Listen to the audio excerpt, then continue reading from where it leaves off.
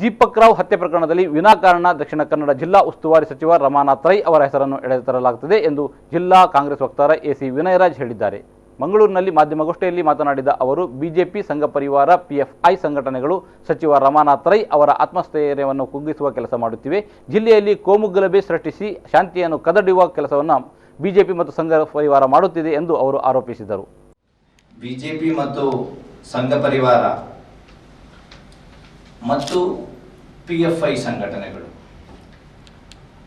ನಮ್ಮ ರಮಾನಾಥ್ ರೈಗಳ ಏನು ಆತ್ಮಸ್ಥೈರ್ಯವನ್ನು ಒಂದು ಕುಗ್ಗಿಸುವಂತಹ ರೀತಿಯಲ್ಲಿ ಇವತ್ತು ದಕ್ಷಿಣ ಕನ್ನಡ ಜಿಲ್ಲೆಯಾದ್ಯಂತ ಇವತ್ತು ಕೋಮುಗಲಭೆಗಳನ್ನು ಸೃಷ್ಟಿಸಿ ಇಲ್ಲಿಯ ಶಾಂತಿಯನ್ನು ಕದಡುವಂಥದ್ದು ಮತ್ತು ಎಲ್ಲೇ ಒಂದು ದಕ್ಷಿಣ ಕನ್ನಡ ಜಿಲ್ಲೆಯಲ್ಲಿ ಒಂದು